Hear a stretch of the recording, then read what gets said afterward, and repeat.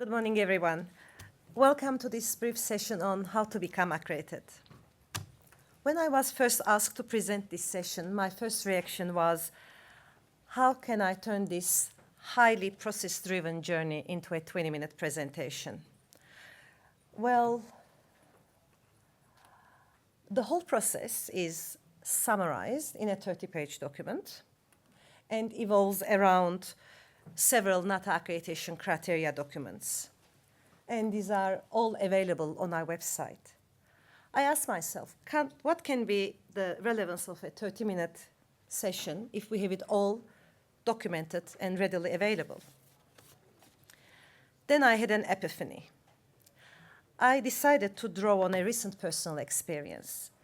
Earlier this year, we decided to renovate our home. We wanted to have a home that stands out among other houses in the street as better quality. We wanted our house to increase in value. For those who have done it before, you would know it's not an easy task. The works have started earlier this month, and we thought that when the renovations start, the stress would kick in. But it hasn't really been the case. On the contrary, once the work started, we had a big moment. We felt that the pain had plateaued, even eased in some respect once the work started.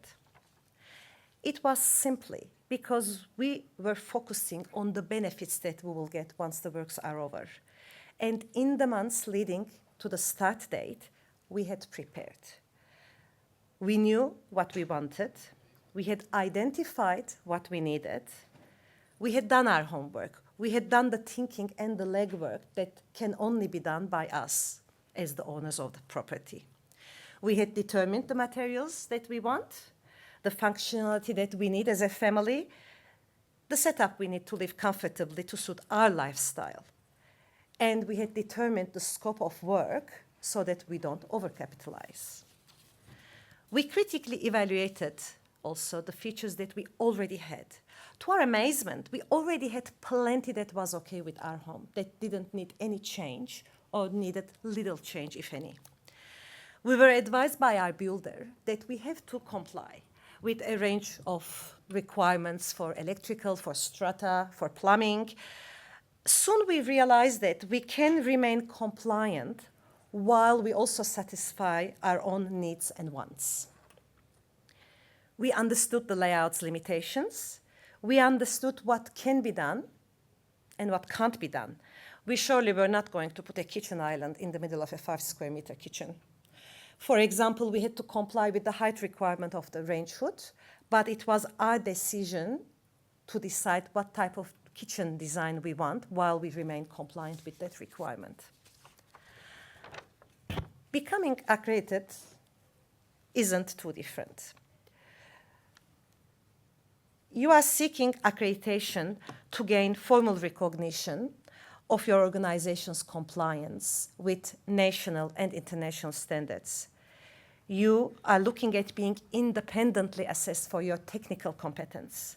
In other words, you are seeking formal recognition for conducting measurement, calibration, testing, and inspection activities correctly, competently, and to appropriate standards. What are the benefits? What's in it for you? International acceptance of your results, increased reliability of your results, builds increased consumer confidence in your products and outputs, a point of difference for international trade and when it comes to government trading opportunities.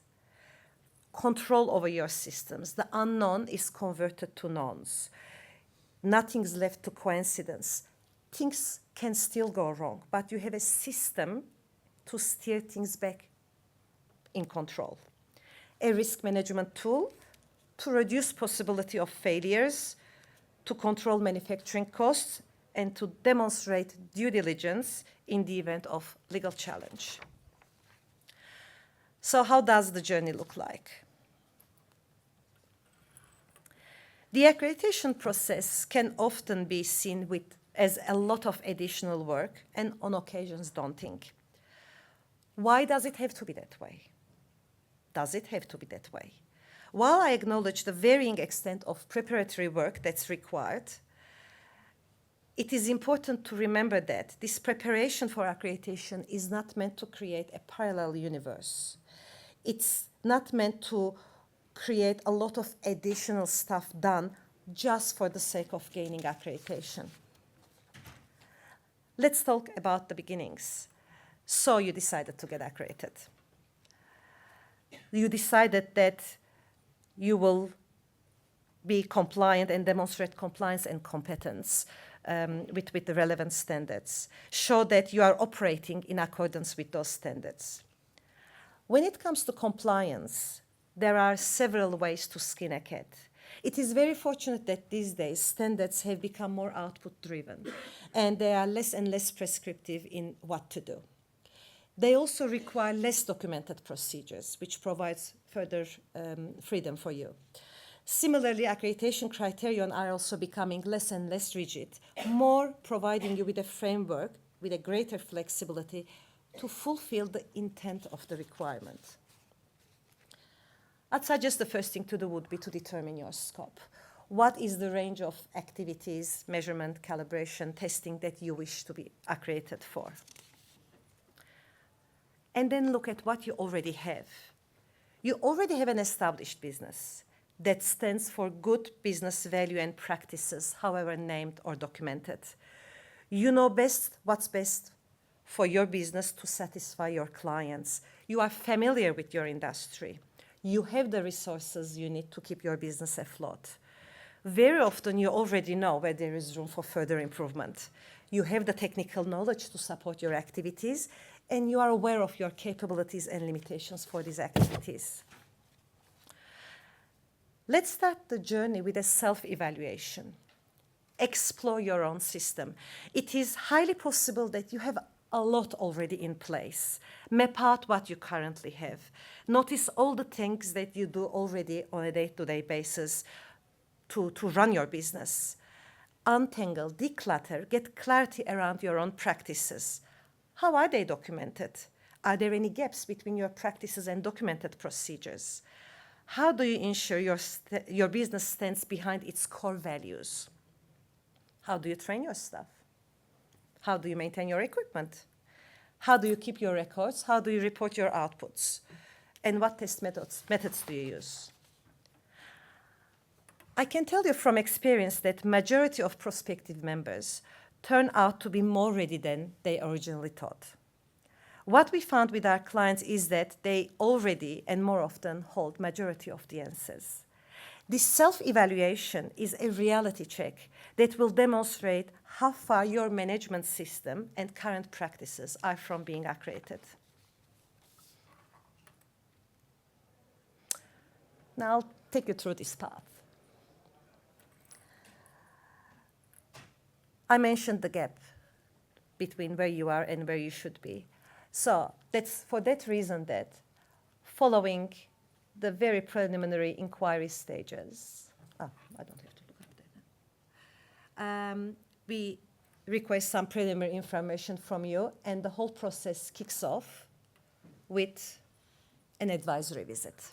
That advisory visit is to determine the level of your readiness for accreditation and to assist you with the accreditation process and clarify the requirements for you. It is an opportunity for you to seek any clarity that you may require. The advisory visit is most valuable when it's a two-way communication, and that's for that reason we ask for some preliminary information from you. It's much better than having that two-way communication rather than the applicant facility sitting there and being preached on what they need to do. It is most productive when the facility is able to provide realistic and clear information for NATA to form a well-informed view of the facility's readiness.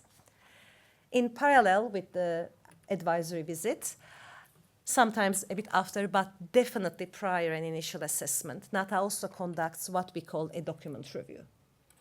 This is a review of your management system documents that compares those with the requirements. The advisory visit, together with the document review, they are designed to provide you with a gap analysis between where you are and where you should be before an initial assessment. The formal application is only initiated when confidence has been established that the facility is feasibly ready for an initial assessment. It is not to make anyone's life difficult. It is basically to adopt a realistic approach to the process from the very beginning to avoid unnecessary waste of time and money for all parties involved, most importantly, the applicant facility. At this stage, the facility is deemed ready for an initial assessment, is officially an applicant facility, and is bound by the NATA rules, which is our constitution.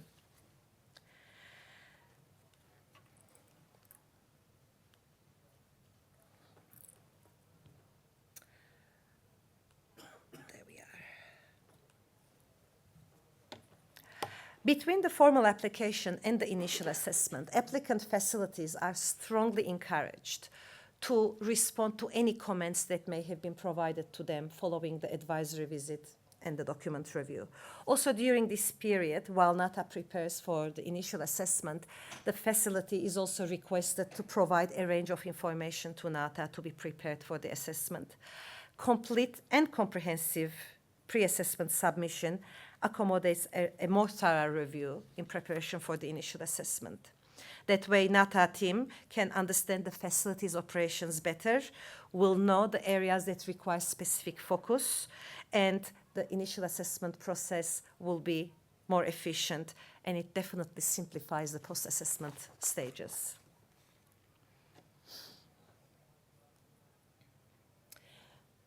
The initial assessment is typically conducted face-to-face, on-site, by a NATA accreditation team that consists typically by a NATA lead assessor and a specialist volunteer technical assessor.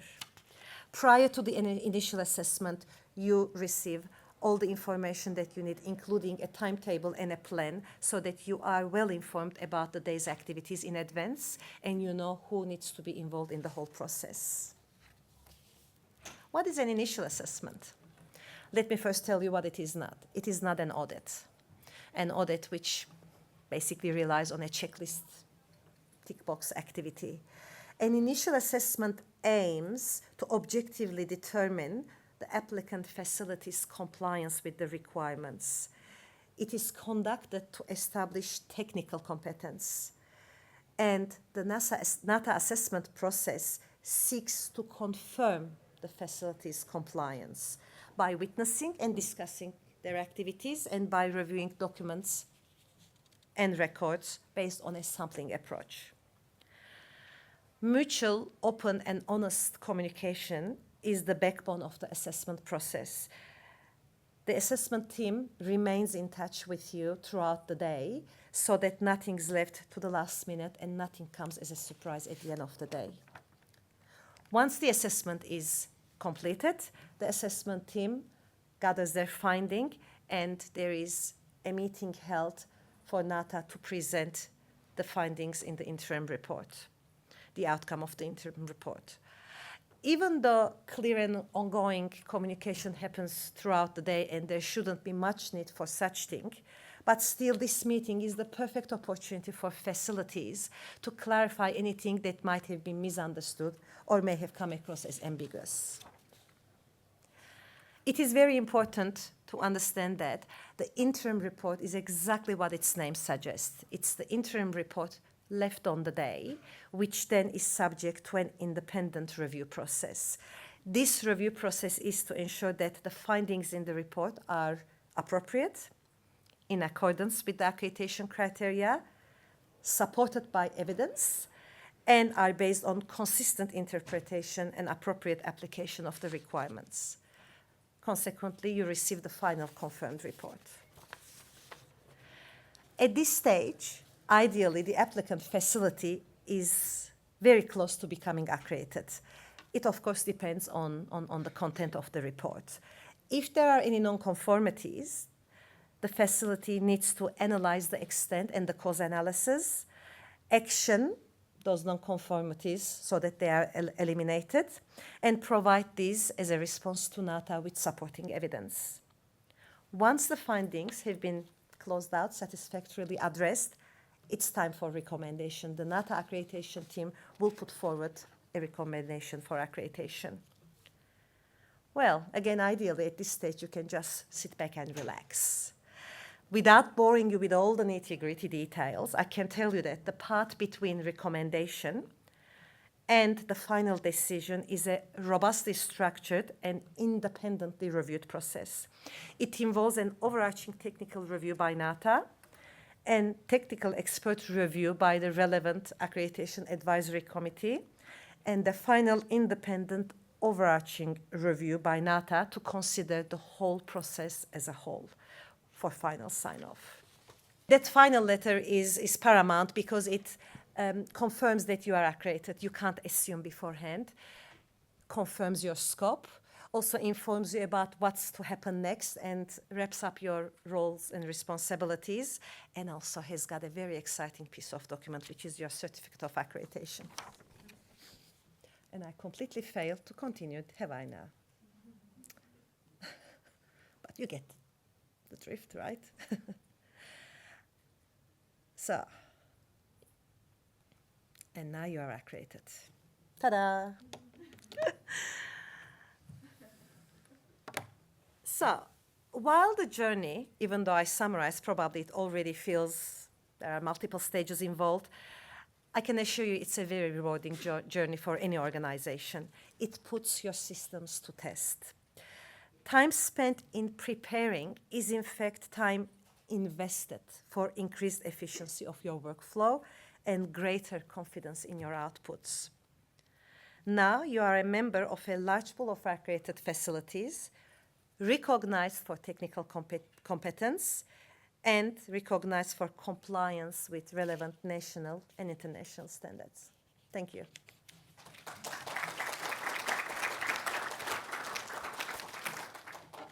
The first question here is, how early should you get an advisory visit, and how does that affect later accreditation?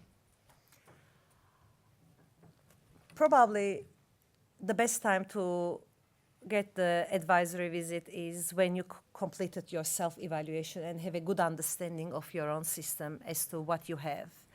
Because that's pretty much what you need to discuss at the advisory visit so that NATA can understand what gaps there are, if there are any. Without even exploring your own system and being aware of what you already have in place, that advisory visit can easily go to waste. Does NATA provide consulting services? Well, the simple answer is no. We, as an accreditation body, are accredited as well. You'll be pleased to know we get access to 17011, ISO IEC 17011. As part of that, we shouldn't have any conflict of interest with our members, and we should remain impartial. Consulting means we have to tell you how to do things and then sign off on it, which, as you can imagine, presents just a tad of conflict. Not much, just a bit. Great, thank you. Another one here is, do you provide technical training? Not technical training per se, in terms of how to do the test, how to get your hands dirty, but we provide training around specific standards to which we accredit and some aspects of the requirements, such as on occasions it can be a training course on estimation of measurement uncertainty, on validation, or on some specific activities, overarching requirements, but not technical, get your hands dirty training. Perfect, thank you. Finally, I think we've got time for one more. How long does the process take from start to finish? I somehow knew this would come. A very typical duration, look, it really depends on so many factors. You would have probably gathered from the presentation that you just saw, but typically 6 months, but it doesn't have to be. I've seen some that wraps up in a few months, 2 to 3 months max. It really comes down to how ready you are. It comes down to your resources as well. We understand that sometimes businesses have, conflicting priorities as well. 6 months, this rule of thumb, but it doesn't have to be that long. Great, thank you. That concludes the morning session. There were quite a few other questions on there, so we will try to get back to you in due course. Now we'll take a quick break for morning tea out in the foyer, so please join us there. Thank you. Thank you.